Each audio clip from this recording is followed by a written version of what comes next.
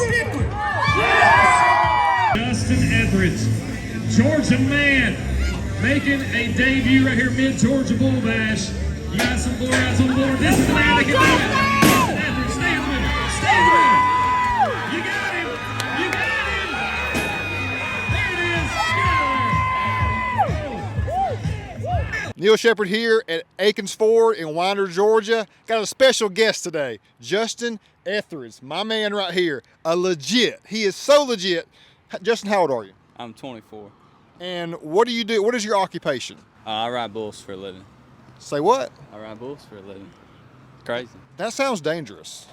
It can be, but it's worth it all in the end. It's kind of like one of those things of you got to just have a strong mind to be out there and do what you do, right? Oh yeah, bull riding, there's a big mental part of it. They say that it's 90% mental, 10% physical.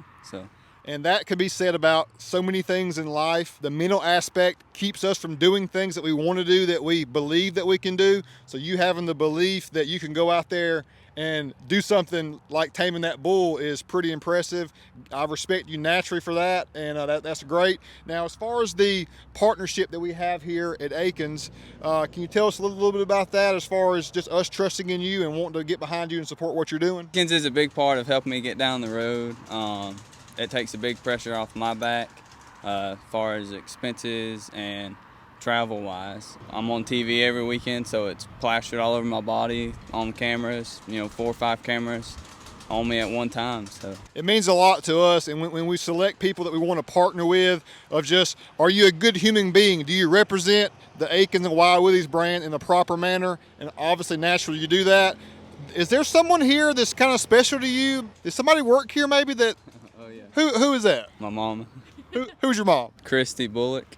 Just a long-time great employee of ours here at Akins. So again, a natural selection, and having him to get behind and support. And we want you just to not have any worries other than just going out there and doing what you do, doing something that you love and you're passionate about means a lot. Who are some of your sponsors besides Akins? So I have Mr. Scrub with Sean up in North Carolina, and then Howington Inc. out of Beaufort, Georgia. And then, of course, my big one, Akins. Love it. Mr. Brad Akins has always been great about supporting local people that are just trying to do great things in life and getting behind them and showing support. So just another great example of the Akins and Wild Willies collaboration of trying to strive for success on every level. I know you got a really busy schedule. Why are you down here this weekend? What's going on this weekend? So we have a bull riding in Madison, Georgia, the Bull Mash. A good buddy of mine, Lloyd Sess, is putting it on, and he asked if I could come down here, and it's an invitational only. So to be fortunate enough to be selected to come down here and get on is pretty fortunate. What's been some of the biggest events that you participated in yourself? Probably the PBRs. PBR. What would be a goal that you have for yourself, I guess, over the next 5 years? What are you trying to strive for? To be a world champion, and then and also just to make it to the world finals. That's the top 35 bull riders in the world. United States, Mexico, Brazil, Canada. So that's everything. Like, set your goals high and then do what it takes to achieve those goals. That's what it's all about. So at 24 years old, I know that I was not doing anything near on the level that you're doing. So I'm very proud of you for that. When did this start for you? How long have you been bull riding? So I started when I was 12. Didn't get on calf, sheep, started out on big bulls. Just grew up around it. My mom's dad had a pen, had bulls. My dad rode bulls for 15 years. And it's just in my blood, I guess. In most scenarios, your family foundation and their support means everything. If they're not, like if they were scared and weren't willing to allow you to do that, then you probably wouldn't be here today. So got to give thanks to them for letting you do that. And then so what did you do? What were some of the events that you participated in? Was it all local events at an early age? Yes, so we did a lot of junior associations in Georgia. And then through those, I was fortunate enough to qualify for the Youth World Finals out in Abilene, Texas, 3 years. And then after that, I started doing high school rodeos, won that state championship 3 years in a row, turned 18, and then bought my PBR card, and it's been PBRs ever since. So you have to be 18 to get your PBR card? Yes. So that's kind of the thing. When you're first starting out until you're 18, is the competition, is it very aggressive and very fierce competition, or did you have a pretty easy path as far as until you got your PBR card? So I had a pretty easy path.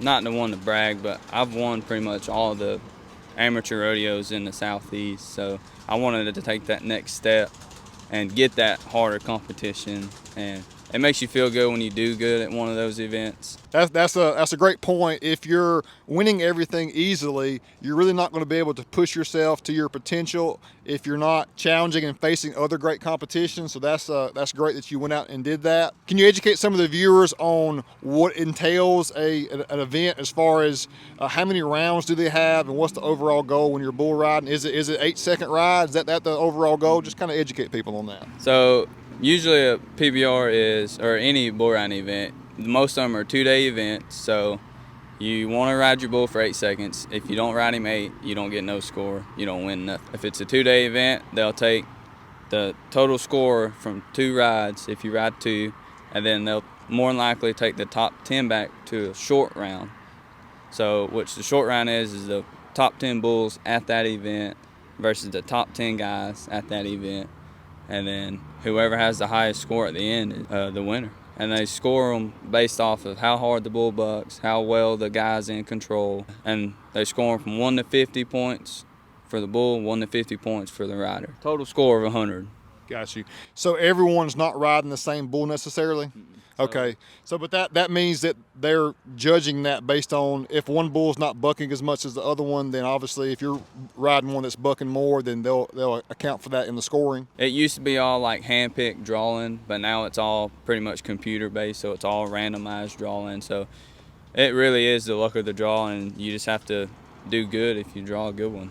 When you go to an event, or as a rider, are you kind of looking at the bulls beforehand and like, I remember him, I don't want no part of him, or is that going to part of your process, or you just whatever you get, you know you're going to try to dominate? Just pretty much whatever I get, I'm going to try to dominate. There you go. I love to hear that. Love to hear that. Now, your lovely wife is filming today. Is she down for this? Does she get nervous? How does she handle the events? And just tell us a little bit about that. I think she gets nervous, but more so if I get hurt or something. Other than that, she's real supportive.